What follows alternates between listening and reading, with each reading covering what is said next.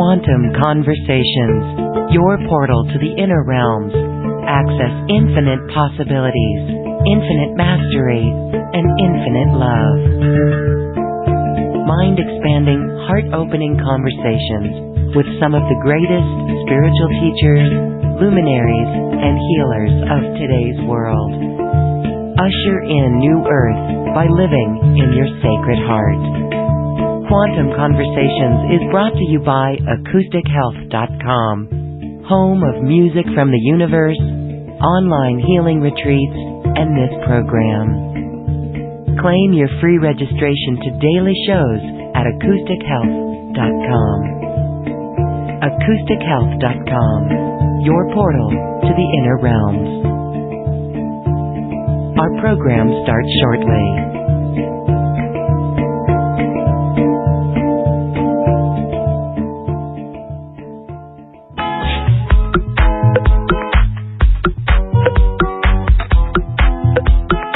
Welcome to another Quantum Conversation, brought to you by AcousticHealth.com.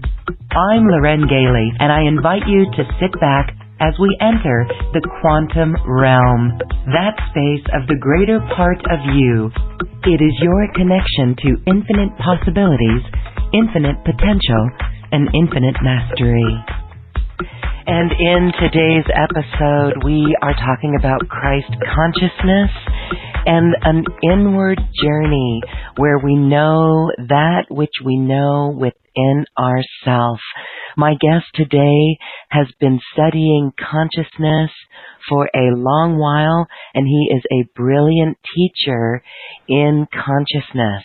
He's here to share his story of an inward journey that led him into incredible skills of intuition and looking into another person's energy field. Cristo Bowers is with us once again for a quantum conversation. Cristo, welcome back to the show. Thank you for being here. Thank you, Laura. Thank you. It's good to be back. It is lovely to be in this space with you again. We absolutely love the work that you do, and we're going to talk about that. We're going to experience a meditation with you as well, where we can journey in to make this connection with ourselves on a very deep level.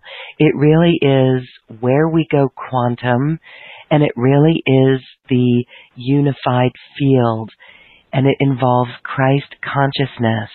So as we start today on your journey and through your journey of meditation and going inward, how do you describe Christ consciousness? You know, I think that I describe Christ consciousness as a recognition of our underlying unity. It's a recognition of our oneness.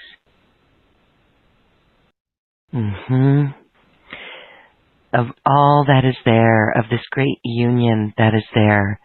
And so you assist people in achieving this.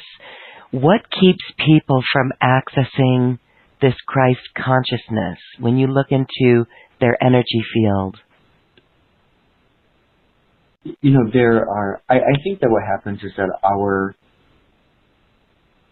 evolution is something that takes an incredible amount of time to actually facilitate in most cases. So it's a very slow process. And I think that what happens is that, you know, one, we have to deal with the forces of evolution at work and the limitations that are inherent in the development of our extrasensory perception. For instance, you know, even to look at the idea of the development of clairvoyance, which would give us visual input or visual data pertaining to the development of consciousness. You know, I think that humanity is on the cusp of developing that ability to be able to see it on those levels of consciousness or see into those levels of consciousness. But since right now our consciousness is restricted to our five senses, that essentially shuts us off from perceiving or becoming aware of Christ consciousness. And so we hear stories. Some people get hit by lightning, really, in a real way, a physical lightning bolt, and have a great awakening. And others actually have an experience of a lightning bolt in their meditation. And others have gone through a dark night of the soul where they maybe were visited. And so to hear you say that it is a development, it kind of makes it normal, and it makes us give ourselves a break for not having these supreme, rapid awakenings, would you call it? You have said it develops over time. And so we can do this through the most common way, and we hear it, I believe, in every show, and that is with meditation. So maybe you want to talk a little bit about that, or maybe about the rapid awakenings that some people experience. Well, I think that they're both related. You know, the rapid awakenings that I see are normally a result of spiritual practice. So for some people it may be mantra, for other people it may be meditation, for others it may be kirtan, but there's some, or even prayer. You know, I see a lot of people awakening through spiritual practice. And it seems like the chief one of these is meditation. And what's really interesting is to understand the relationship between certain exercises or practices and the development of the intuition. So what I find to happen is that people who meditate, they generally meditate on God, or they meditate on oneness, or they meditate on humanity, which begins to move them into Christ consciousness or an awareness of the underlying light or unified field that connects everything together. So people who meditate, their crown chakra opens, which gives them the ability to receive information claircognizantly. And for people who are listening, you know, we've had the experience of just receiving spontaneous information come in like a bolt of lightning. I think a lot of New Age people refer to it as a download. Oh, I received a download when I was meditating the other day. So what's happening on a mass scale, especially because of the prevalence of meditation, we are having a mass awakening of the power of claircognizance, which moves us into the intuitional plane, or it gives us the ability to receive information intuitionally. And that's starting to make a really profound shift in human consciousness at this time. Isn't that beautiful? I love it. It is really beautiful, and it's very promising. It's very promising. Well, I think it's really incredible, because what I have found is that the process of meditation awakens the crown center, and then it awakens the ability to receive information into our consciousness. And if you think of it in terms of mind, so the individual mind then becomes capable of receiving information from the universal mind. And in that process, it begins to download ideas, patterns, images, and relationships that exist in universal consciousness, which begins then the slow, what I'm going to call the slow process of incarnating what some people call heaven on earth.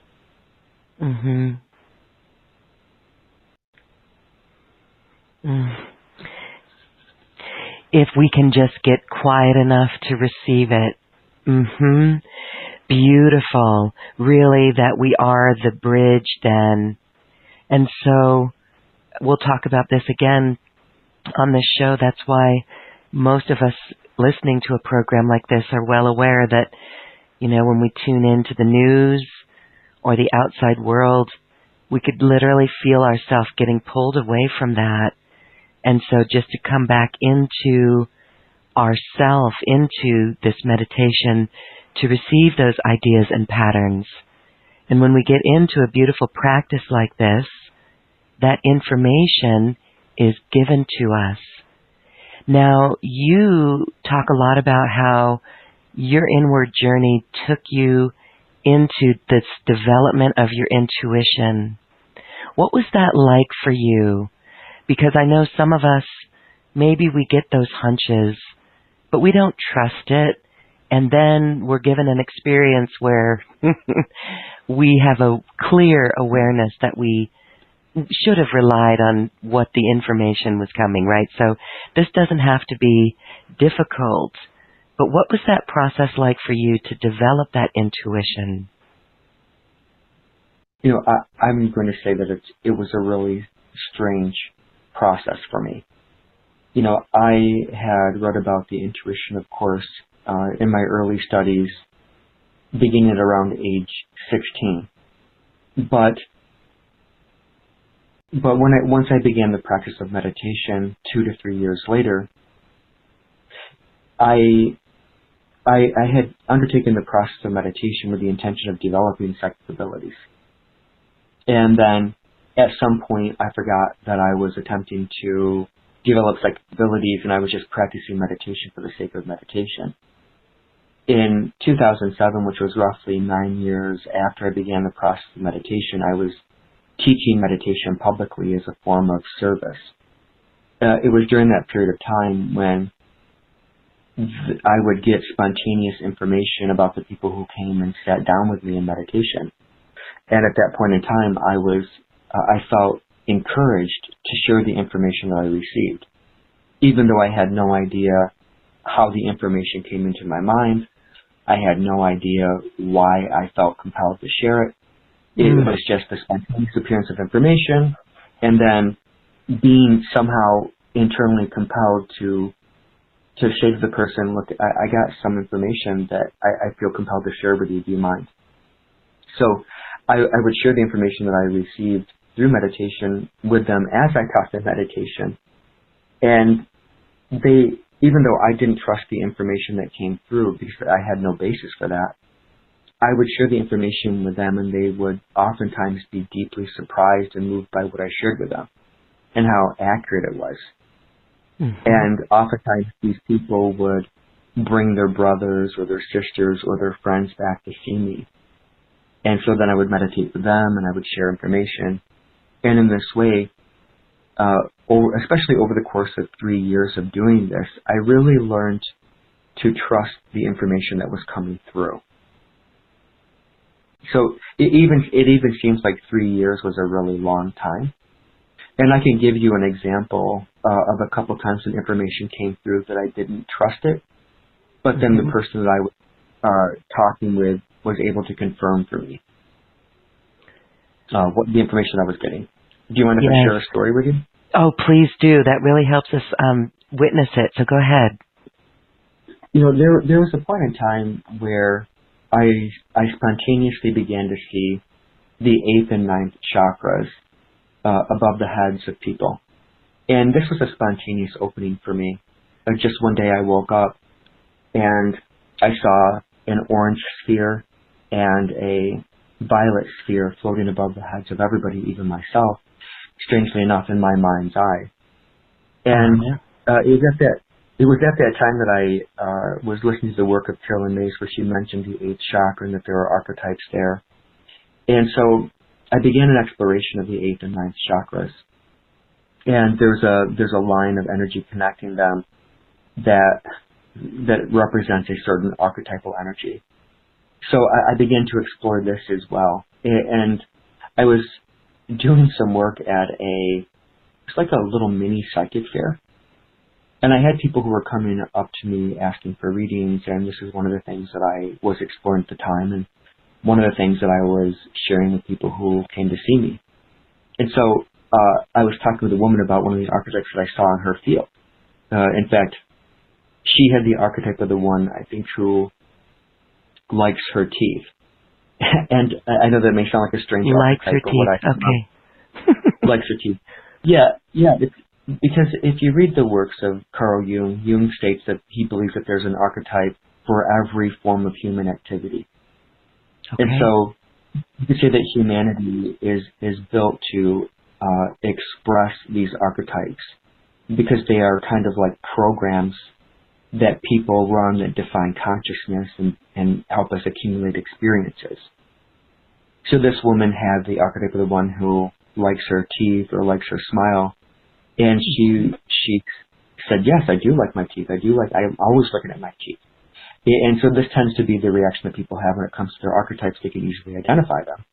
And as I was talking with her, she said, I wonder what my husband's primary archetype is. And I said, give me a moment. And I looked at his field, and what I saw, and I was seeing primarily in symbols at this point in time. But what I saw was somebody sitting in an airplane with a machine gun, basically shooting other people. Okay. And I'm like, wow, that's not, I'm probably seeing something that's wrong here. And so I looked around for something else, and I can't remember what that is at this time, but I gave that one to her instead. I said, well, I think his primary archetype is X. And she said, well, that doesn't really sound like my husband. My husband is actually a gunner in the military. Oh. Uh-huh. You overrode. And I overrode. Exactly. And that was the last time that I overrode what I saw. Mm-hmm. And it was also one of the last times that I really needed to really have full confidence in what I saw. Mm-hmm. Does that make sense? It's like being that and like and being correct in it, even though I didn't want to be correct. Or judging it, right? Yes. Yeah. Okay. Well, that would be a hard one to swallow, right? But then it does make sense. So it kind of teaches you to take a step back and just share the info without judgment. Right. When I read for people today, and if I don't understand something that's coming through, perhaps symbolically, I will say to them, look, this is the information that I'm getting. That way you can see or know exactly what I know. And that's helpful. They'll be able to identify something that it doesn't make sense to me, like the guy, the gunner, right, the one who is unfortunately shooting other people, but they're able to identify it. Yeah, it makes sense to them. Exactly. And so I've learned to, like you said, don't judge, don't suppress what I see, just share it. Share it. That is, I just want to comment on how you were encouraged to share it. We hear this a lot. We hear that when we go to begin channeling, as we expand our consciousness and we're going down that road of spiritual practices, we are encouraged to share. For those who are working on first contact, we are encouraged to share positive experiences or what we understand. And it happens more if we do share it. And I love that you followed the call of your heart to share it.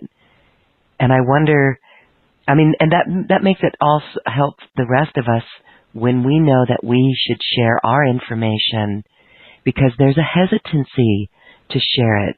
There's maybe a fear of caring what other people think, right? Maybe being made a fool. But I love how you began to share it, and you began teaching meditation in service. And you didn't doubt yourself. You didn't say, who am I to teach meditation? You just began. Yeah, I think that it's really important to give back at some level.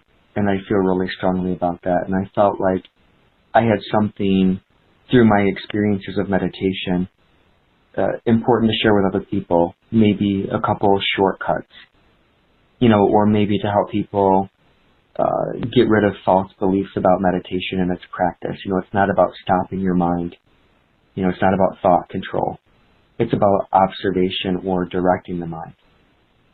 And then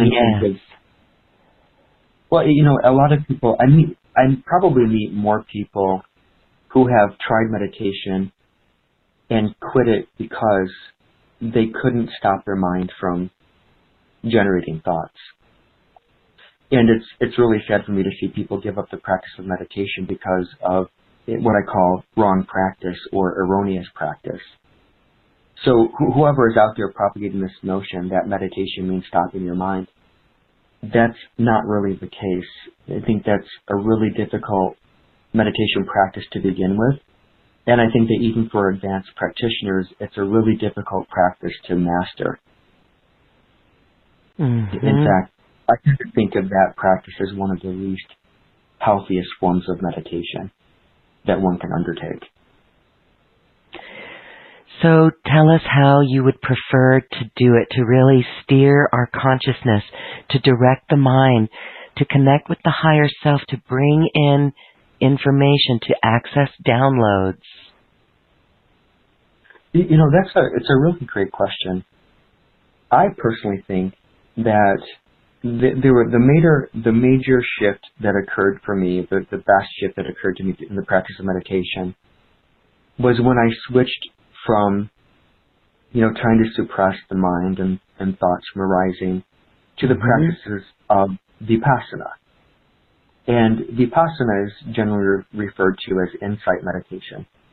And really all it entails is sitting there with your thoughts and observing them as they arise.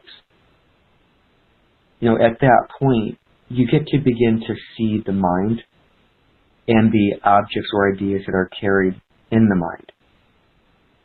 And I think that's a far more useful practice because you can begin to see your dominant trains of thought, the ideas, the worries, the fears, the thought patterns that you created over the course of your life. And then, it also gives you some mastery in terms of being able to concentrate or to direct the mind to some form of activity or a specific task. I think that we might refer to it as concentration. So sitting there, attentive, waiting for thoughts to arise and observing them does build the ability to concentrate. Once concentration has been mastered to some degree, if you want to develop your intuition, you can begin to contemplate God. That works really well for people. One of my personal meditations that I still do today is I will sit in meditation and I will direct my consciousness toward God. And I will say something like, what do you have to teach me? What do you have to show me? And I will sit there with the expectation that I'm going to receive some sort of content.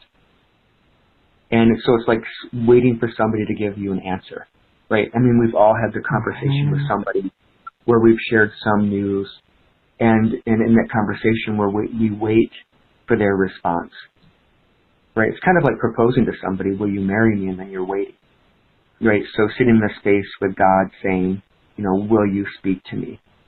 And what is it that you have to say to me? That is so beautiful. And that is the most important thing that we can do every day. I call it the most important meeting with ourself, because we can ask those questions and we can be given the information. And so tell us, Cristo, when you sit and contemplate God and ask, what do you have to show me? What are you shown? What have been some of the experiences? They actually still vary quite a lot. Sure. I could be shown places where I have invested my energy. I'm trying to think of something that I can reasonably share, because what happens is that anything that is seen in that space, especially as it pertains to your own person, your own development, is incredibly personal. Yes. But in one of my meditations recently, my own childhood was not, I would call it, not picturesque. My father was a drinker. He was he was physically assaultive. Not a great place to be. So I took that experience, and instead of becoming the worst father, I wanted to become the best father possible, right? And I have 2 children, one 12, one 5. And so, I've invested a lot of care in my children. I've invested a lot of time being present and being nurturing and, being the antithesis of my father. Mm-hmm. And so one day in meditation, I was saying, God, what do you have to share with me? And, I was shown that my own history with my father and then the reaction that I had to that relationship becoming hyper-focused on being, father of the year, maybe father of the decade, kind of it represents an overuse or overextension of energy that really isn't as necessary as what I think it is. Yeah. Does that make sense? Mm-hmm. So, for instance, the truth is, and I'm pretty free about this. I mean, when I travel, and I do travel quite frequently to deliver lectures and workshops and classes, and I'll tell people I don't like to travel. I don't like to be away from my family. I don't like to be away from my kids. But I travel and I take time away because I feel like my role here is to provide service, right? So if we go back to this idea of what I was shown in meditation, it's that I could reasonably take more time away from my children and spend it, helping humanity take the next steps in its evolution. And that would be fine. Mm-hmm. It's beautiful. Thank you for sharing that, because this is how we know what we know within us, and we have to trust in that. And that is developing intuition and really being the observer. And that is a beautiful practice, and just one example of a myriad of ways that we are shown in meditation solutions. We are inspired, and we can take that action. And I think that's another key word too, is to take action, inspired action on the information that is shown to us. And so that is very helpful. Thank you. Yeah, you're welcome. But I think it's really important, if we're going to ask to be instructed, to be responsible or responsive to the instruction that we receive. And, I know that part of my role here is to travel and teach. I mean, I've always seen that. And I do know that that's a part of what I'm here to do. And so to be in service as me for my particular spiritual path and calling means to board a plane and go someplace else and to teach. So I know that that's something that's intrinsic to my service. I know that each person has their own sacrifices that they make in their service. I like with you, for instance, I'm certain that you've made sacrifices to be in service in the way that you are. Yes, I was just thinking about that myself, and it is in service. You're right. It is in service. And the beautiful thing about your work too is with webinars and the technology, we don't have to hop on a plane anymore. When we went through, it was 2010. When was that Gulf oil volcano? I believe that was in 2010. And I was heavy in the heart and actually in despair. And I went into meditation actually just with a very heavy heart. And I heard one word. I was like, how can I be in service? And I heard one word, and it was webinars. And I kept questioning it, going, really? How in the world am I going to help the world with webinars? And now I know it. 9 years later, I know so well what that role is. And it's a beautiful way to be in service. So here we are with this guidance that we have, and also technology plus social media that is bringing the world together in miraculous ways.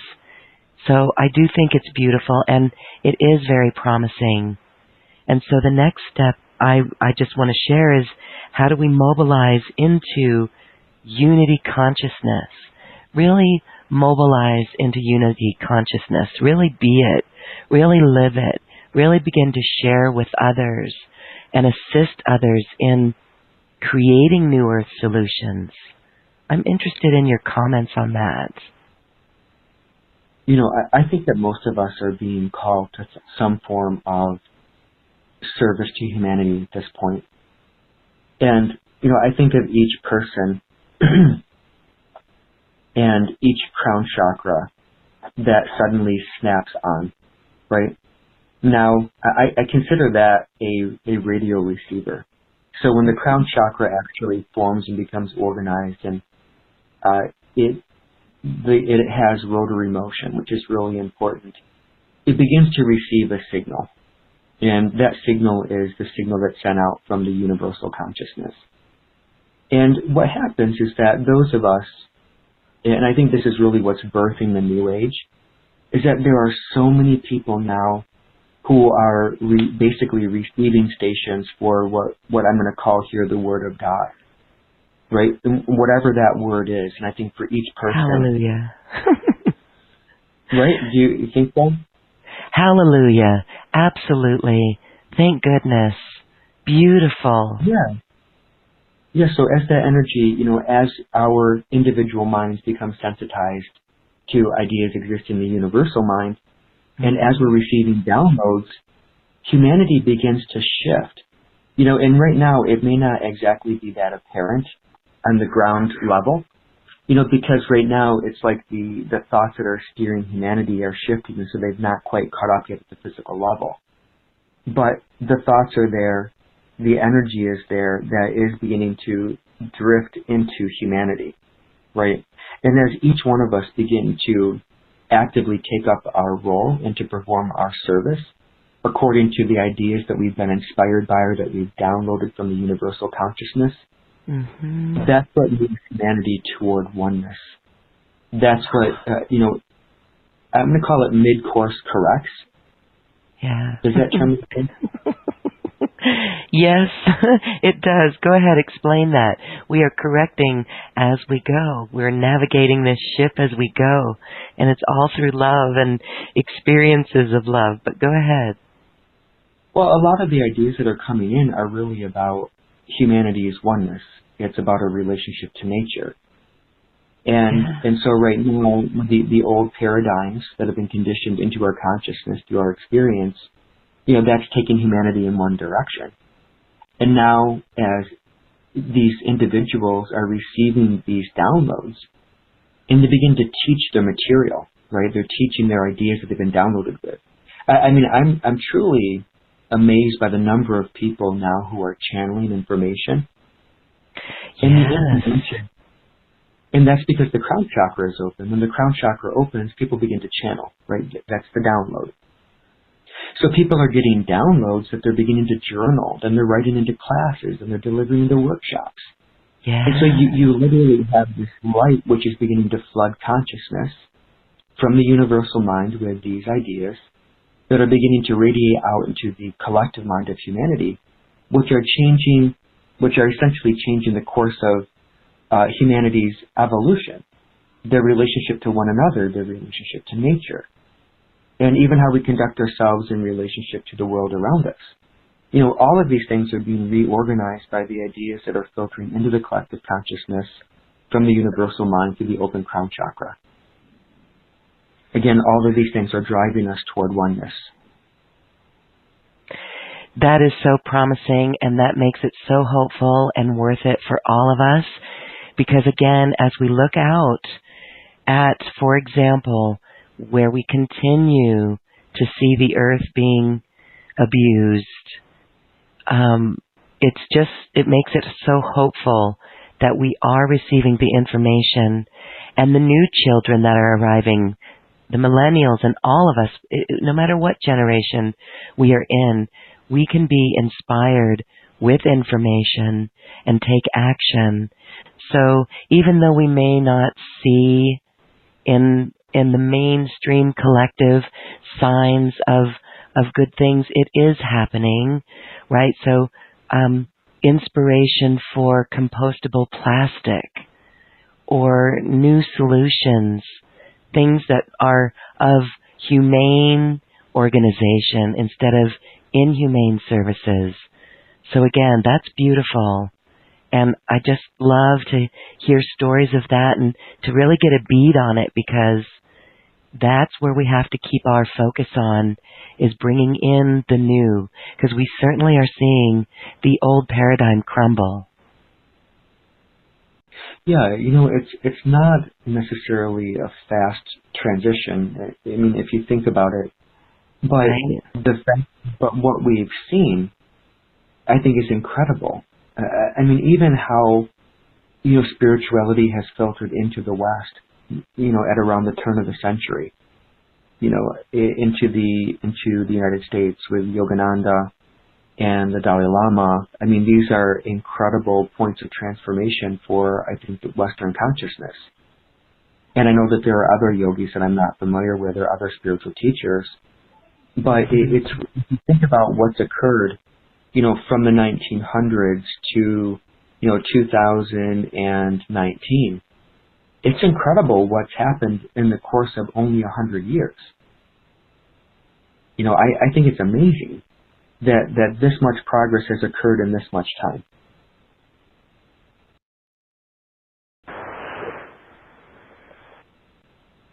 That's a lot of progress in this much time. That's beautiful. And also we could see at the turn of the century, there was, Helen Blavatsky and Think and Grow Rich by that author, a very popular guy. He almost made it mainstream, right? And then it's like it got quashed. We had 2 world wars that began to quash it. And then the 60s brought it back. And that got quashed. And right now, I'm going to cry, because this is truth to me. And I know this is why we are here. We are not going to let it get quashed again. And I believe this is a movement that is too big to be quashed. Mm-hmm. Oh, I think so. At this point, there are too many people who are truly living their spirituality to give up. Right on. I know there are. I know people. They can't turn their backs on what they've incarnated for. It's not to say that it's easy. It's not to say that every day is a picnic. Mm-hmm. It's to say that, I was talking to one of my clients at one point, and she sort of was talking randomly about her job, and I think it was she was a counselor, and she said, I'm going to die on this hill. And to me, what she said, and I clarified this with her, that dying on this hill means that this is what she's going to be doing. This is her goal. This is her life expression. And, since that point in time, I am quite certain that I'm going to die on this hill of spirituality, on the mountain of spirituality, on teaching and sharing my gifts with the world, that I can't turn back. I have to do what I've been called here to do. It's kind of like the difference between a job and a profession. I know many doctors, many lawyers, many counselors, and these people, it's not a job, but it's a way of life for them. And so I think that there are too many people that this is a way of life for them to turn around and to walk out of the lives that they are creating. Yes. Okay. Very good. And so for those, I do talk with light workers from time to time that get really tired of being here. And so, again, this inward journey to continue to do it no matter what, to love no matter what, keep the eye on the prize. Do you have anything to add for those who, the best way for them to pull themselves up and out of a deep despair? I think that what happens is that a lot of us, imagine that the vision that we have is going to materialize much more quickly than what it does. Right? We think that it's just, it's a year from now, it's 2 years from now, it's 3 years from now. And, all of a sudden it's 20 and 30 years later. Right? And it's still not manifested in the form that we've imagined. And I think that can be disheartening. And I think what we have to do at that point is reassess. And, either reassess your feelings or reassess your vision. And because something maybe doesn't make sense. Does that make sense? It's not working. So then you have to go in and I think take stock of what really is happening there. Does that make sense? Take an inventory of what's going on. And don't should on yourself, right? Should. Don't should on yourself and go overboard, right? Or give up. Yeah, it's been strange because, there are certain points in my life where I'm like, really, God, this is not happening the way that I thought that it would. And yet, Carolyn Mace does talk about the same thing in some of her lectures where she says, well, maybe those terms and conditions that you imagine it occurring with, maybe that's what you've added on to it. Maybe that's essentially your projection. I'm paraphrasing her. Mm-hmm. And I do think that that's the case, that sometimes when we have these visions, one of the first things that we do with it is we say, how can we fit this into our lives, or how can we make money doing it? And I think that that's not necessarily the way that it's supposed to happen. I really do think that when God created the world at large, if that's what you want to call it, God didn't do so, He didn't introduce the U.S. Mint at the same time, right? Because I think that really, it's funny, right? But I think that it's true that God did not create, a hard currency or paper currency. No. Because that's not how we grow and evolve. We grow and evolve through experience, and so money is a human creation that we attach to things. Mm-hmm. So I think that it's really important to be clear what your motivation is, because I'm a very ambitious person in many ways, and I have had sometimes people have material ambition, and then other people have spiritual ambition, and I've had a lot of spiritual ambition. And, sometimes in meditation I hear, well, what are you doing? What are you doing this for? What is your end goal? Why are you working so hard at this? And then, I'm shown, well, are you doing it for material reasons? Or are you doing it for spiritual reasons? Are you doing it to help people, or are you doing it to help yourself? Mm-hmm. And I think that those sorts of conversations can help us get back on track. And to perform our service in a way that doesn't have all of the other stuff attached to it that we either think that we need or that we want. Yes, thank you for that reminder. And we talk about that as well when we talk about living our passion, creating streams of revenue from our passion.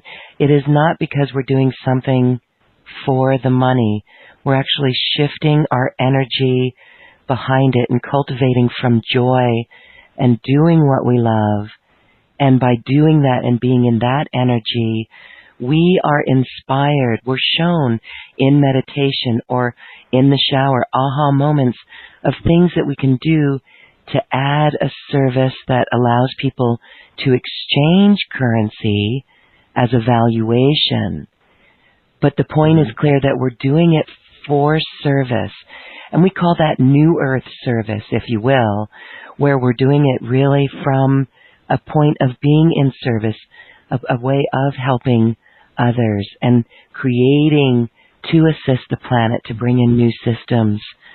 And we've been programmed all our lives to think about how you're going to make money over it or off it. So that's the key point, is to really shift that within ourselves.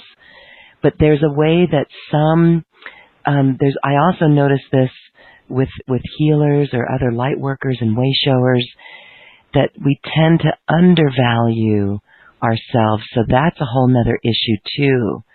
But again, it's very interesting, this energy around money, which I prefer to call currency, because it flows. It comes in and it goes. So I'll let you answer to that. Yeah, I think that that a lot of people, especially in what I'm going to call the New Age industry, if you want to call it that, do undervalue their services and their time. And I think it's due in large part to the fact that most people I know don't actually see energy, so they can't see the value of what they are energetically doing with another human being. Does that make sense?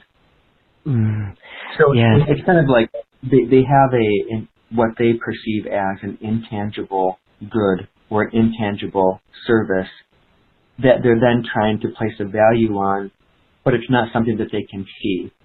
And it's not something that they know works because they've seen it work in somebody's energy field. Mm-hmm. You know, I happen to be, I think, blessed in this regard because I can actually watch the transference of energy between a healer and the healee. I can see energy moving through a chakra and restructuring it. I can see energy moving into a chakra even to open it or to move into some aspect of their field to facilitate healing. So for me, you know, what we call energy is actually a tangible good. So I do believe that as more and more people become clairvoyant and can actually see the physical effects of what they do, they will be more clear on placing a value on it. Does that make sense? Absolutely. Okay, so let's talk a little deeper on this. Maybe you can share an example, and I would love for you to interface with those who are listening to our live show and interface with them and look into their energy field. So let's talk about your ability to see the human energy field. And you mentioned that you can see what goes on in someone's energy field. And this is related to thought forms, right? So what are you seeing? You said you started to see archetypes, like in the upper chakras. Do you see archetypes in an energy field based on someone's thoughts? You know, there are archetypes in people's fields, and then there are beliefs. So both are essentially tangible. No, I primarily work with people at this point by helping them uncover unconscious beliefs and resistances that are in their unconscious. Yeah, and I'll give you an example. You know, people normally come to me because they're trying to achieve some goal or some aspiration, right? And it's not happening very quickly. So, for instance, I was in Florida recently, and I was lecturing to a large group. There was about 150 people who were present. And, you know, I left some time for a Q&A, and there was a woman who stood up because she had heard me talk about beliefs and how if something in your life is not manifesting quickly, that means that there are negative beliefs that you carry around that specific subject. So this woman stands up and she says, I want to write a book, and for some reason it's not happening. And I looked through her energy field, and she had a small belief at the rear of her sacral chakra. And so I can definitely see the chakras, the human energy field. There are a lot of complex structures there, including those dark patches or masses in the field. But she had a mass on the rear aspect of her sacral center, which is basically just at the top of the butt where the little triangle is there. Mm-hmm. And when I accessed it, the belief essentially was, well, I don't want to write this book because I don't want to cast people in a negative light. Okay? So I said to her, well, what I see is that one of the main obstacles to writing this book is that you don't want to cast people in a negative light. And she's like, oh my God, I don't want to do that. And it is the main concern that I have. So, you know, being able to look at her energy field and to present to her conscious mind, not that it can't be identified, but I think that the magic happens when somebody who doesn't know you is able to look inside of your energy field and say, by the way, this is a belief that it's hanging you up, and it needs to be looked at and addressed. So again, the belief here is, I don't want to write a book that's going to, like a memoir that's going to cast people in a negative light. Another one that I hear quite frequently is about relationships. I want to find my partner, my life mate. And so, I've received this question a number of times, and if it's not happening quickly, there's something there that's stopping it from happening. And so there was a client who asked me, well, I really want to find a partner. What's stopping me? And so I looked at her energy field, and there was a belief that essentially I don't want to be controlled. Okay? So it was in the front of her field, near her sacral center and her solar plexus. And I said, well, I see this belief. Here it is. And it says that you don't want to be controlled by another human being. So you see relationships as essentially being controlled. And her face became angry, and she said, yeah, nobody is ever going to control me again. So what happens is that the conscious mind wants relationship, and the unconscious mind has made a decision. And the decision is that relationships mean to be controlled, and that is something to be avoided. So I tell people, even if Mr. Right showed up or Mrs. Right showed up at your door, you're going to slam the door in their face, or your unconscious is going to, because it doesn't want to be controlled. Do those examples help? Yes, absolutely. And it's so fascinating that you are so spot on with those. So there's a couple things that we want to do left in our show, and I do want to have those who would love you to look into their energy field, because you do personal sessions with people. You've got a personal session where you work with Christ consciousness activations, but also you're able to look in their field, and we want to give examples of that. So I see a bunch of hands going up, but we also wanted to do a meditation. So Cristo, I'm going to ask you, would you like to do a 5-minute meditation right here, or should we close our show with that? I think would probably make more sense to close the show with that. I think so too, because you're going to connect us into a way that we can continue our show and maybe journal afterwards. Okay, let's go to our phone lines. And if you're listening to our YouTube live stream and you have a question for Cristo, please jump on our website at acoustichealth.com, click on today's show, and join by web call. If you're on a Mac, you will not see the web call option. Sorry about that, but you can certainly ask a question and get in line that way. So we're going to go to Denver, Colorado. Last digits of the phone number, 8699. Hi, caller. You're unmuted. What's your name, please? My name is Dawn. Hi, Dawn. So would you like Cristo to look into your energy field? I would, but before I do want to say thank you very much for hosting this show, because it's been a tremendous blessing the many times that I've listened to it. So thank you for the work that you do. Oh, my pleasure. Thank you. So I've been going through a lot of changes lately, and some of them have been quite unexpected. And quite frankly, right now, I have no idea what the future holds for me, but I am just trying to get an idea of where I need to be focusing on in order to really find my true happiness. Let me take a look at this, okay? Okay.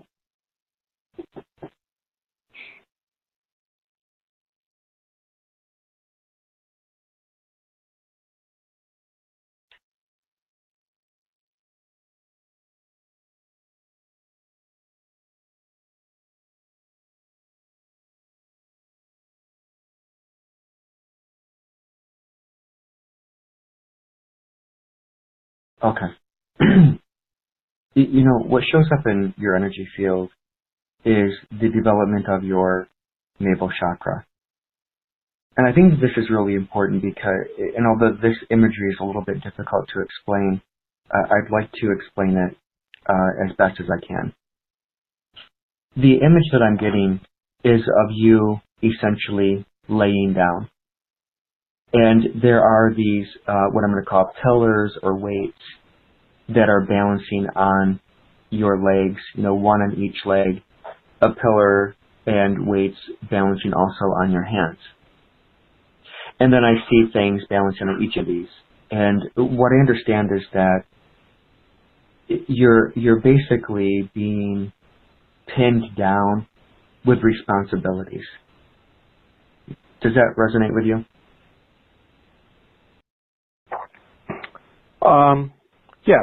Yes, it does. Okay. So what happens is that the conflict here is, how can I be myself and simultaneously be pinned down by these responsibilities? And I think that this is something that confronts a lot of us. Where we have a desire or drive to have freedom. And it's really interesting to even say that word freedom, because I've looked through the people's energy fields who are tapped into this space, and that is a very important word for them. It's a word. I don't know if there's a way of asking if that's an important word for people, but Don, is that an important word for you? Freedom? Oh, yeah. Yeah, it is. It definitely is. Okay. Yes, for me too, it's priority, actually. Yeah, so this idea that your freedom or our freedom is being compromised because of the responsibilities that we feel. And sometimes the thing that we have to focus on is actually bringing ourselves into a state of self-actualization. Which, let me provide you with an example. I have the same duties, the same obligations as everybody else.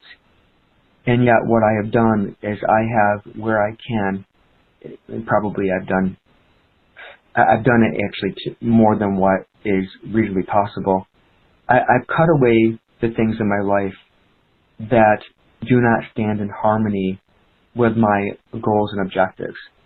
So I've minimized all the things that have basically compromised my freedom in order to self-actualize my dreams, my goals, my ambitions, so that I could be the person that I imagined that I could be, and that person helps other people. Does that make sense? So I could help a couple people and be responsible to them, or to be responsible to myself and help a lot of people. Do you see what I'm driving at with you, Don?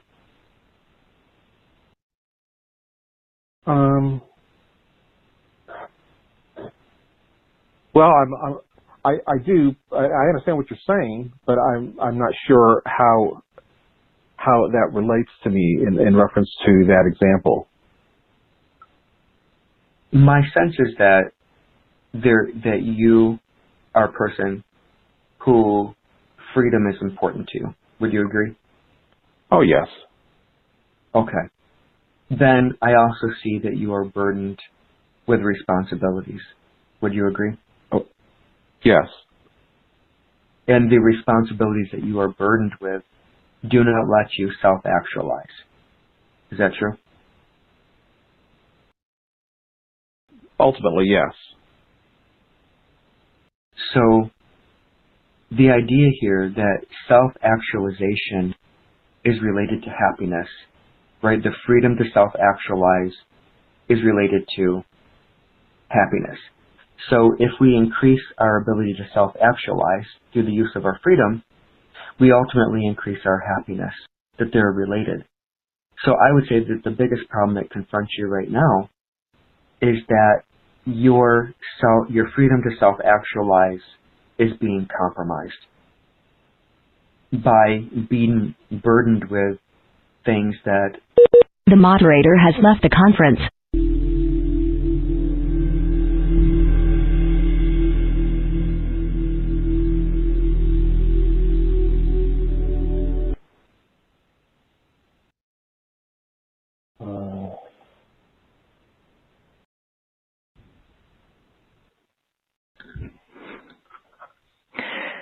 Okay, so I had a weird technical glitch.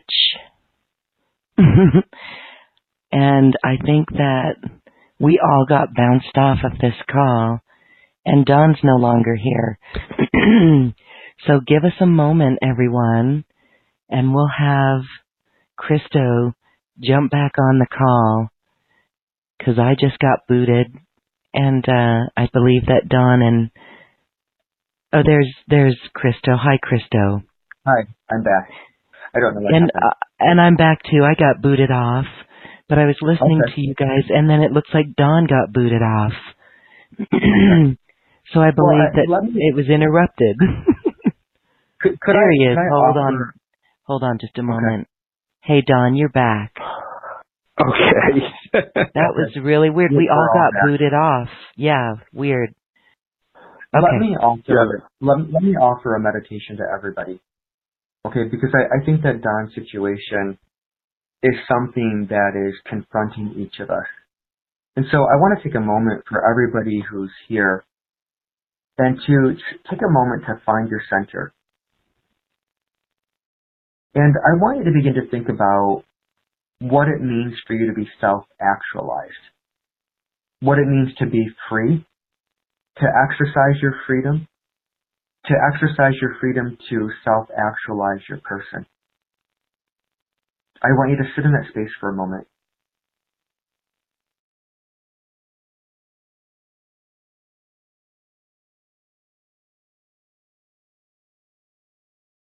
And now, from this space, I want you to look at your life and become aware of the things that are limiting you, the things in your life that are attached to you, the responsibilities in your life that in fact you shouldn't have to be responsible for, that maybe belong to somebody else, that are stopping, that you've assumed responsibility for, or that responsibility has been foisted upon you. What is it that is there pinning you down, that is stopping you from self-actualizing?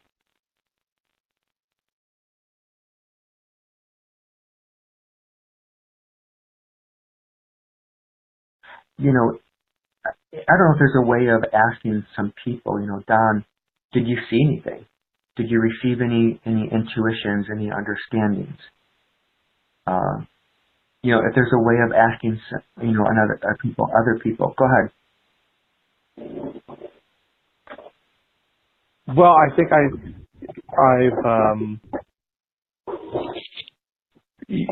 think that perhaps maybe having my spouse take on a bit more financial responsibility than what is currently happening would help. But I think that there's other things. I became one of the things that I clearly saw was about that I should be much more in tune with what it is that God or the universe is guiding me to, and that I want that freedom so that when I get that directive from on high, that I can move forward with doing something like that and not be constricted by the ways of the world, so to speak. But I think that even that's a great recognition that, how can I receive an answer to my future when I'm in a state of worry or conflict, right? Your freedom is being used to not stand in ready receipt of information. It's being used to uphold all of these other structures. So the responsibility, right? So I'm using my freedom to deal with responsibility. I think that that's true. But you're saying that, in terms of finances, your spouse could potentially take on more responsibility, and you could use your freedom to receive directives, I'm going to call it directives from God, or insight from the universe. Right. And I think that would help. Yeah. Yeah, so that ultimately I could actually help other people as well. Yeah. Well, I'm often confronted with this image too. I can help one person. I can help my partner, right? I could be an awesome partner and assume responsibility and, do my best to take care of her and make her life easy. Or, I can pursue my passion and I can use that same energy to help hundreds, if not thousands of other people. And I think that we're all confronted with this. So I would start looking at what you are currently burdened by and whether or not you can, throw it off your ship. I mean, it's interesting. I meet so many people who are overwhelmed with responsibility, and they don't stop to take an assessment of whether or not they're burdened by something that really matters to them, right? There was a guy I asked this question to. He was like, I'm so busy. I'm like, well, what are you burdened by that you don't need anymore? I'm on this board of this organization that takes up a lot of my time, and I really don't like being there anymore. In fact, I sort of inherited this position from my father. It was his position, it was his company, but now I don't really want anything to do with it, but yet I still go there because I feel obligated. Well, obligation is, that generally means that your tribe in some way has plugged your energy field into some tribal thought form. And now you're burdened by the tribe's idea of what it means to use your energy in a purposeful way, right? We're now burdened by tribal thought. The obligation is a tribal thought. Is that helpful? Yes, it is.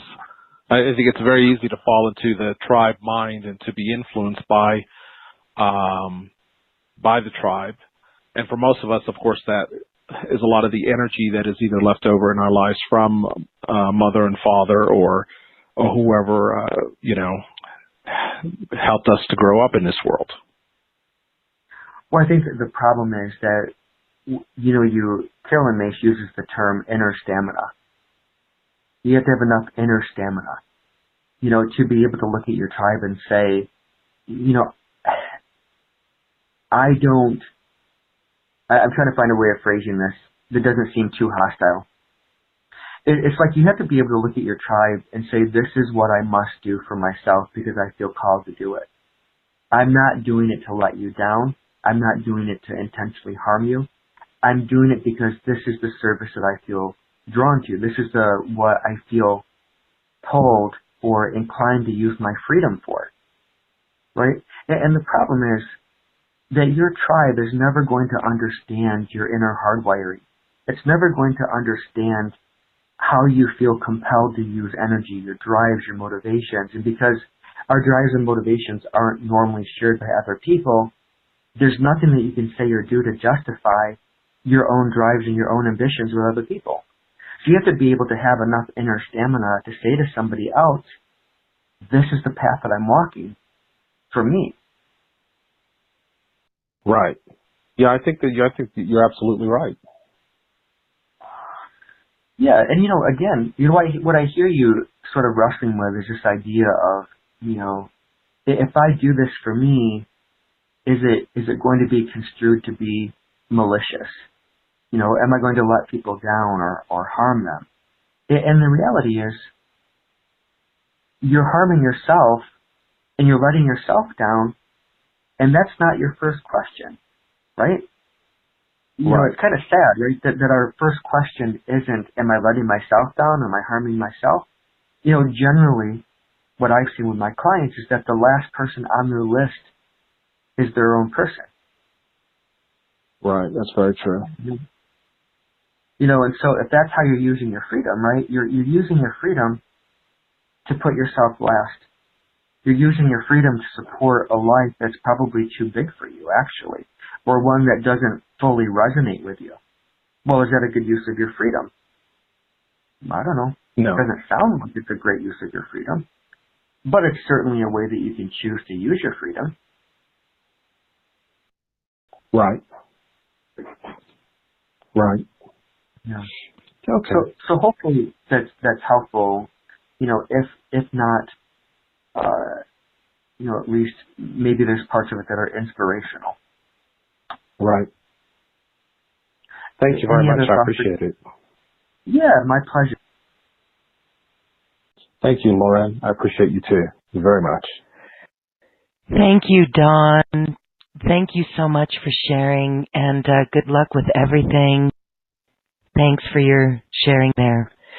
Well, that meditation was beautiful as well, to really connect us into seeing what stops us, and it resonates with many of us.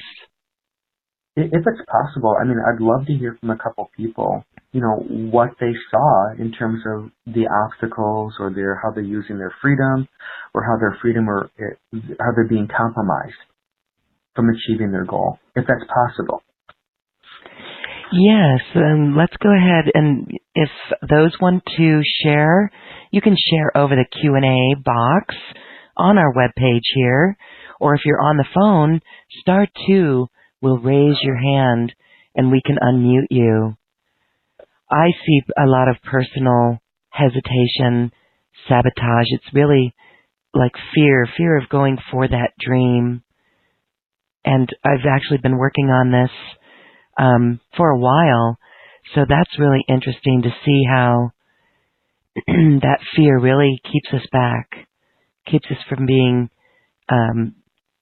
going forward on those dreams. So let's go to another caller.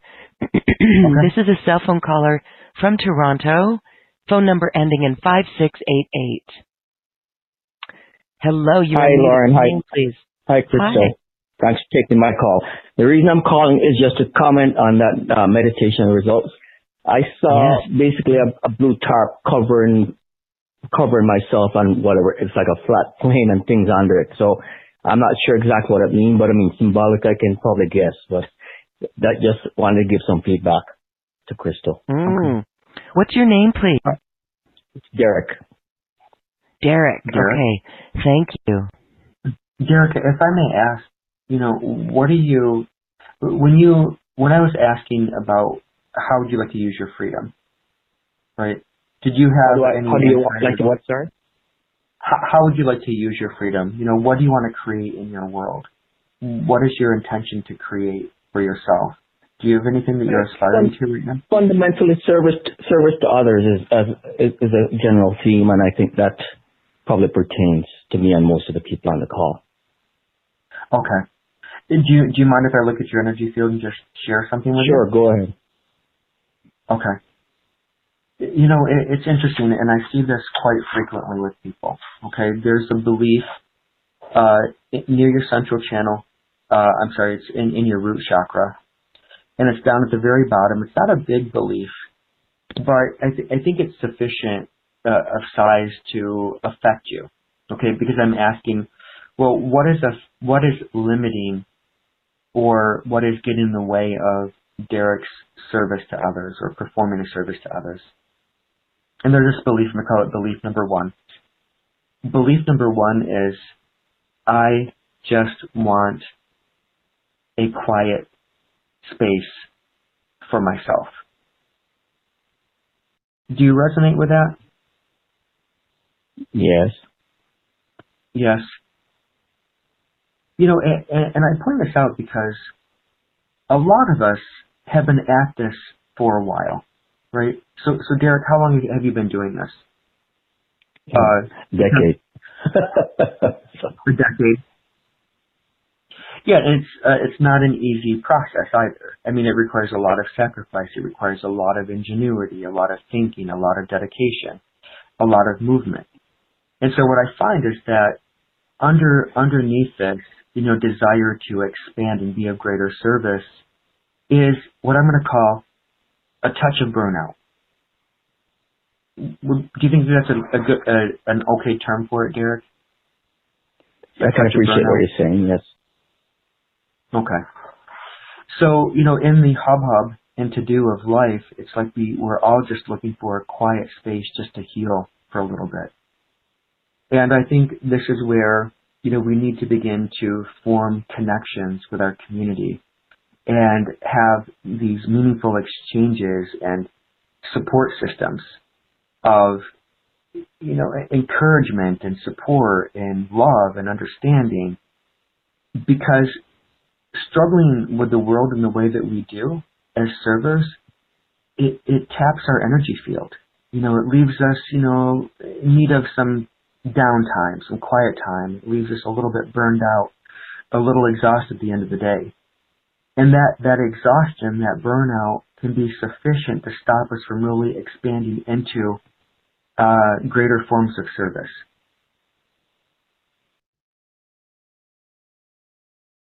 Is that helpful, Derek? I can probably appreciate what you're saying, yes. Yeah. Well, can I share something else with you? Sure. When we're talking, I feel sadness arise in you. Can you tell me about that? Do you identify it? I guess there's reason for sadness in my life, yes. Do you want to share what that is? I mean, I feel it mostly coming up around this particular subject of, wanting to serve more, also being slightly burned out. Anything that you want to share with me? Hard to get anything specific, but there is sadness there, obviously. I'm looking through your energy field to see if I can locate where it is, and around your navel chakra, there's one belief that we'll call this belief number 2, that basically translates, I thought it would be easier. Do you connect with that? Yeah, well, it's not been easy, so to speak. Yeah. And what happens is that I also sense aloneness in your energy field. Okay. Mm-hmm. Are you also, would you identify as being alone or lonely? Yes, certainly. Okay. So here we have 3 things to consider, right? I just want a quiet space for myself. I've been at this for a while. I'm getting tired of swinging, right? You only go so many rounds with Mike Tyson before you want to sit it out a little bit. Belief number 2 around the navel chakra, I thought it'd be easier, And I think that's, I talked about that a little bit earlier, right? That we get these grand visions, and they're incredible. They're beautiful. They're so amazing to feel, to come in contact with. And then we're like, okay, this is something that can happen, and it can happen soon. And soon turns into a decade, right? And then there's a thought, I thought it'd be easier. And then, there's the loneliness, and that's why I said, it's about forming community, a resource, a group of people who understand you and support you, that can essentially feed you and feed your spirit. I'm so busy in my life that I sometimes forget to take care of myself, and I have a group of friends who are incredibly supportive, incredibly loving. In fact, they get together every Thursday morning, and they share healings with one another, and they invite me in, and my calendar is always full. And I've just decided to block off my calendar beginning today. And, it was just so amazing to go there, to be loved, to be received, to be supported. And I think that it's really important for all of us to find that type of connection in this world and in this work, because we need something, we need some other people to help birth this thing inside of us, to love it with us, to cherish it with us, right? So if I look at people as being midwives to the new age, sometimes we need to be midwives to one another and help one another birth these aspects of self. Well, thank you. That makes me want to cry right there, Cristo. Beautiful. Thank you very much. Yeah, you're welcome, Derek. Derek, that was amazing, Derek. Yeah, go ahead. Derek, you still there? Yes, I'm here. Okay. I don't want to leave you just sitting with these negative beliefs. although it's really important to look at them and to integrate them, you know, there's a positive belief that I do see in you that needs, I think, to be nurtured and supported. Right? Do you believe? Do you believe that human beings have an obligation to care for one another? Do you believe that? Have an obligation to care for another. Well, I Yeah. think Do you believe? It's just a part Maybe of the what. better word is, maybe a better word is Dharma. You know, our Dharma, our duty. You know, Absolutely. our familiar. Tell me about it. I want to hear it in your words. Well, it's a matter of loving everyone and accepting what they can and have compassion for fellow man, and seeing where you can assist people when and wherever you can, in whichever way that's appropriate at the time. See, that's beautiful.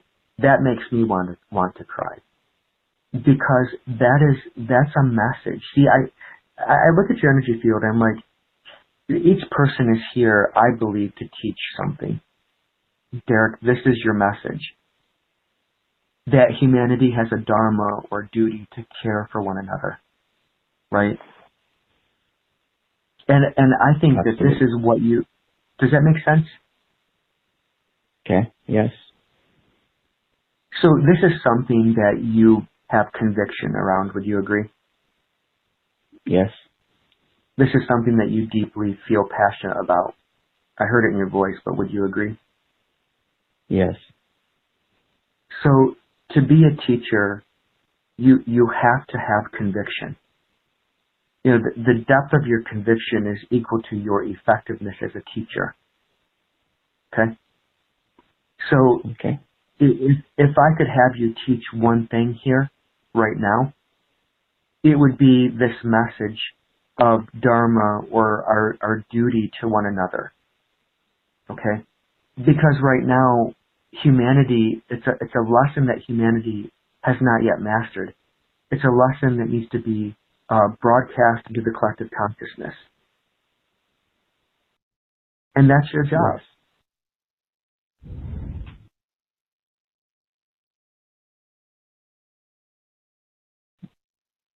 Do you have any thoughts about that, Derek? I'll take that under advisement. Don't get scared now. That sounds beautiful. That feels so wonderful, Derek. So be bold, my friend. Be bold. Oh, my thank goodness. you so much. Okay. And, you know, I am here to assist anybody who wishes to take their content and put it out in the media, the New Earth media. I have a Media Production 101 course that is there to assist you in getting any of that information out in digital form, digital content. And so you are a leader in that, Derek. I hope that you play with that and go for it and go form a like-minded community. It's there for you. Well, thank you. Beautiful. Because I believe in you too. I mean, I share that. I think everyone listening, oh my God, I'm going to cry. We believe there's a duty to improve humanity or be in service, help other people help others. So that's beautiful. And I really love, Cristo, how you pegged it. All right, Derek, thank you. Thank you. Good. Cristo, it's so fun to see you in action because, I mean, we've done a webinar with you as well, and you are so spot on. It is absolutely amazing. You have a pristine accuracy, and that says a lot. It really does. You know, when people see me work, especially in my in-person lectures, they're just normally blown away. They're like, how can you do that and do it so quickly? Mm-hmm. And the answer is, you know, I did the math on this the other day. Since my intuition opened, I've seen probably 3 to 5 people a day, and that's pretty conservative. So, 3 to 5 hours a day spent in exercising my intuition. If we use the lower number of 3 hours, it's something like 10,700 hours of practice. And if we use the higher number, it's closer to 20,000 hours of practice. And that's otherwise known as an expert, right? The 10,000 hour rule? Expert. The 10,000 hour rule. Yeah. Mm-hmm. But in the beginning, it was incredibly slow. It was incredibly cumbersome. I only got information by sitting with somebody about, either 15 minutes or an hour in meditation. Even then, I wasn't quite sure what was going to come through or how it would come through. Now I'm able to look through a person's energy field, look at their chakras, look at their central channel, look at their beliefs, look at their archetypes, and all very quickly. So, but it's due to the number of hours I've had to practice. And for those of you who have an interest in developing your intuition, there's one thing that you need to do, and that is practice, practice, practice, and practice with people who can provide you with feedback. Mm-hmm. Beautiful. Practice, practice, practice. And again, a call for all of us to begin forming our new earth communities, like-minded support, where we're not freaks or people don't roll their eyes at us. They actually get us. That's like one of my passions is that's all I want to talk about, stuff like this. And so, when we find others that we can do that with, it's beautiful. All right. Well, we are almost out of time here, Cristo. I just want to give you a moment. Maybe we have time for one more, but I don't know because it's up to you. It does go so deep, but it is quick. Let's talk real quick about the special offer that you have. You have a way for people to take your training. You do a webinar. You also have a personal session. You have a webinar and a personal session together. And then you've got an ebook of your latest book, which we didn't even have time to talk about. So please share more on your special offer because this really helps people do some laser-like inner work on themselves with your support.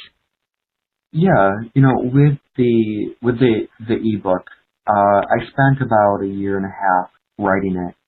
And it's a book on the menorah as a symbol of the human energy field. In short, my ability to see into the human energy field also gives me the ability to know things spontaneously.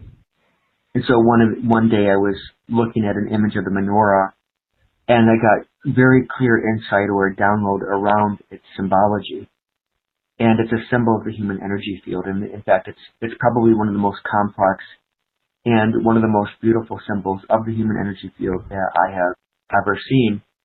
And that's what compelled me to write a book about it. The book actually is really beautifully illustrated. I have an incredible graphic designer that I worked with to get the pictures done. I also handcrafted some plasticine models of the chakras, which I think are really beautiful. So, overall, it's incredibly educational, especially for people who have an interest in understanding the chakras, the chakra development, and also advanced stages of development of the chakras. So, people can actually go in. I've made the plates from the book actually available for view. And so, I'm looking here. I had it up.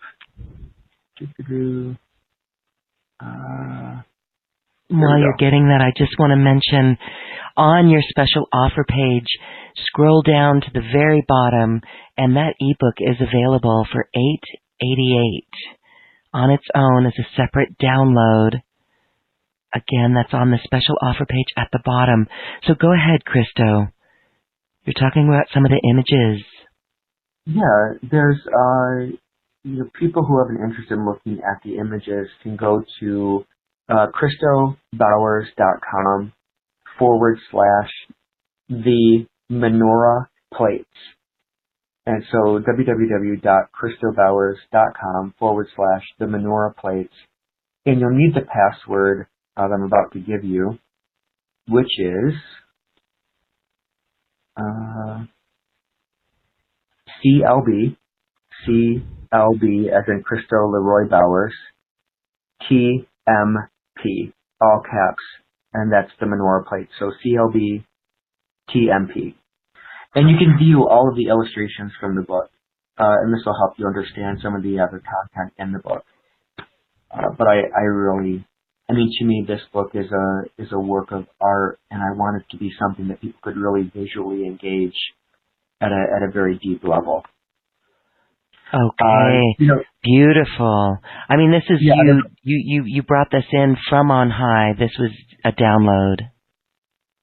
Yeah, it really was a download, and I spent time, really a lot of time writing the book about the symbology of the menorah, so I was able to research the menorah from an exoteric perspective, and then help answer some of the points that have been debated around the menorah for a few thousand years. So, it's sort of like a historical work, a contemporary work, and also an energetic look at the menorah as a symbol of the human energy field, which represents an advanced stage of development of the human energy field. So it's really, I think it's really an impressive work for the time that I invested in it. I mean, I think it's really beautiful. I'm really happy with the book. So congratulations. Yes, beautiful. Yeah. I mean, the images right there are wonderful. So to get the complete ebook, that is with the verbiage and the text, that is available at a nice discount on the special offer page as well. Again, it's normally $15 and you're offering it for $8.88, which I love those numbers, and great information for those to learn more about the human energy field. Okay, beautiful. So tell us more about the webinar and a personal session. Pulling it back up. So offer 2 is the private session. And let's see, Crystal Bauer special offer personal session.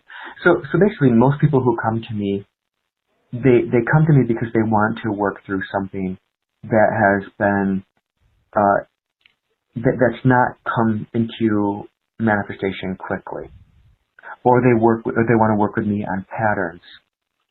In fact, I mean, I've worked with everything from why people are not able to manifest the relationship that they want, to helping people answer the question why their practice is not growing. And it's really about digging out the unconscious beliefs that stand in the way of manifesting their dreams.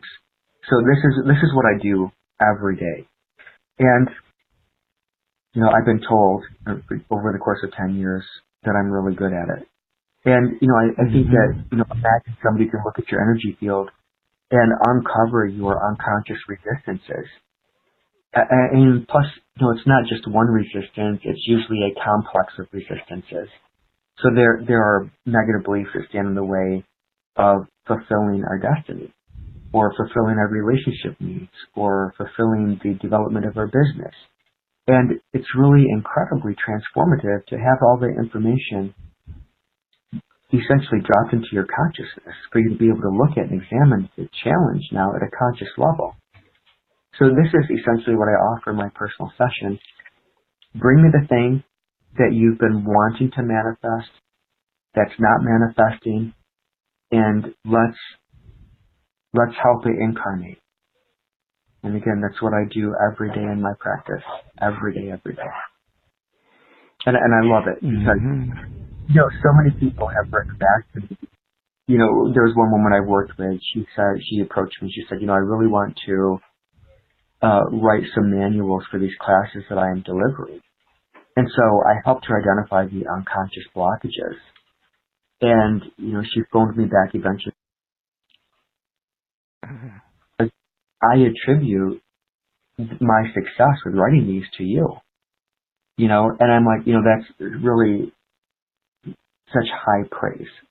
But she said, because you were able to help me identify and release the unconscious beliefs, I was able to write these. And so people call me back all the time and thank me for helping them identify and work through their unconscious beliefs.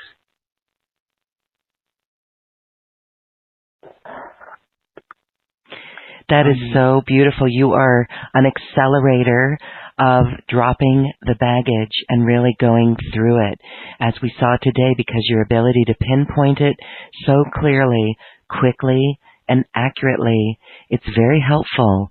And that awareness is profound in how it immediately changes our lives. So I think it's fascinating. And even in the time that I've spent with you, even in my own, you did something for me where you helped me. That was profound in its own sense. So you really are spectacular, and I really appreciate that. So for those who wish to really make this great progress, to bring anything that you wish to manifest to Cristo, he can help you see what is blocking you. This is beautiful when we are working on bringing forward those dreams, bringing forward our mission, giving ourselves permission to live our mission. This will help us in activating something within ourselves, because we're releasing the baggage that is holding us back, the thought forms, the archetypal forms that really don't need to be there. And so I love that, Cristo. I am bowing to you in honor of this work that you do.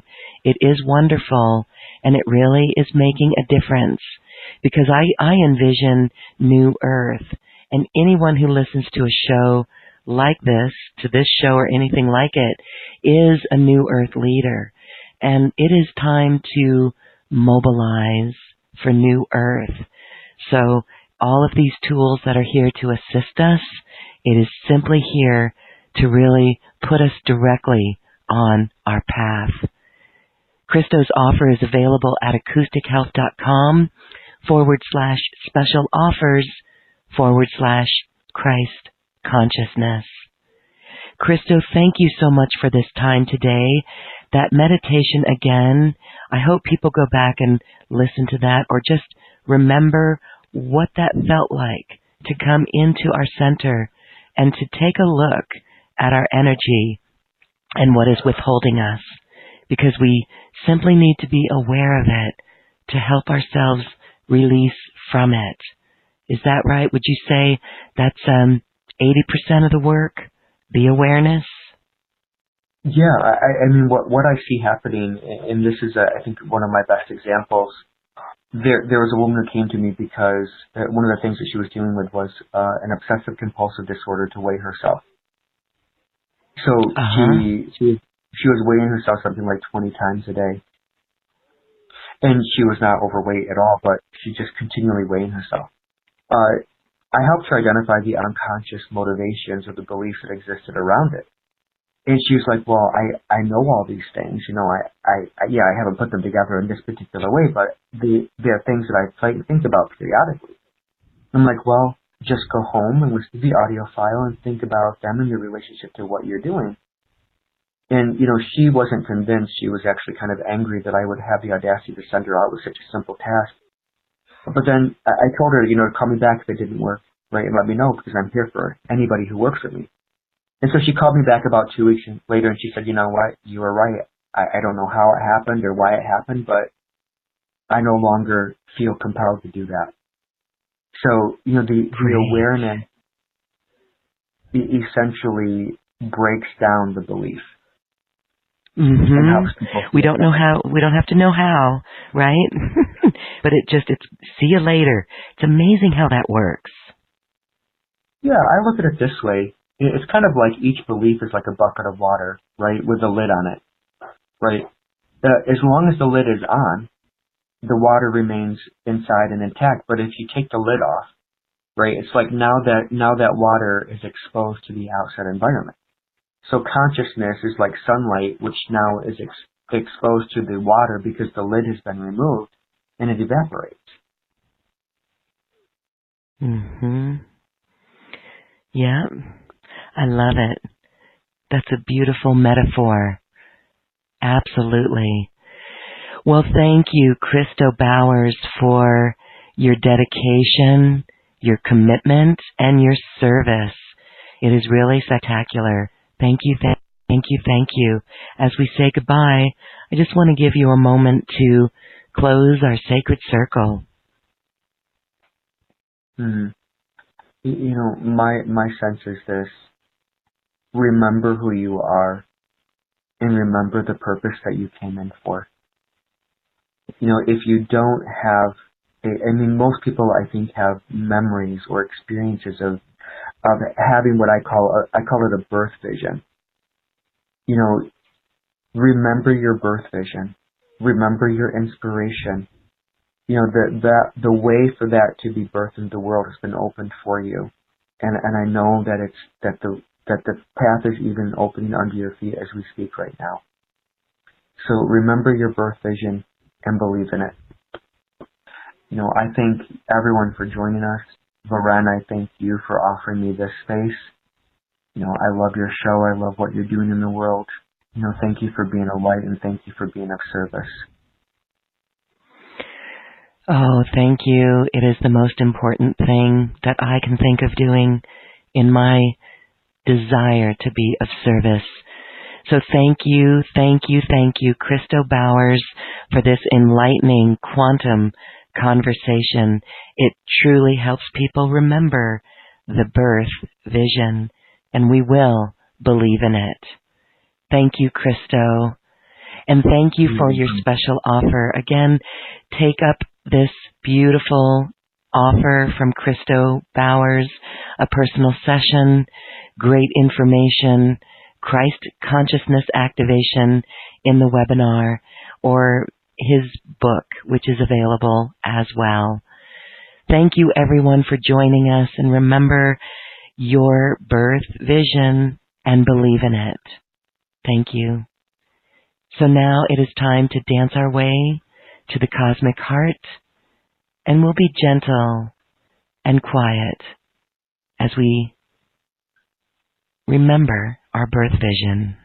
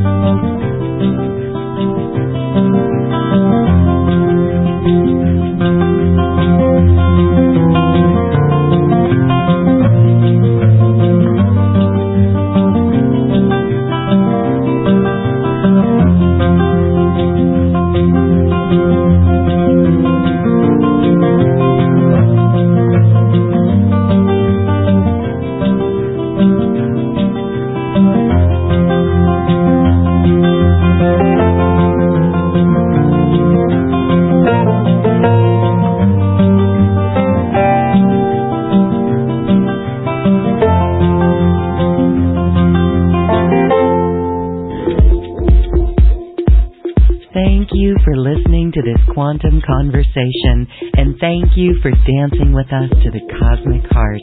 As we raise our own vibration, we raise the vibration of the planet.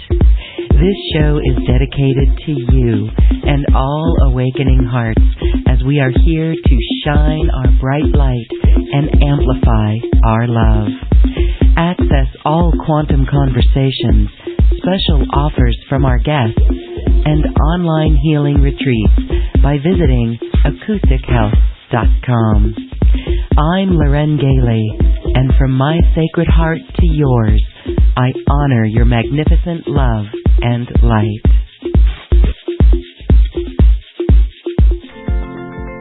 We leave you now with music from the universe, music literally created by the universe, as musical notes were assigned to mathematical equations. The result is this beautiful music, available at acoustichealth.com. Namaste.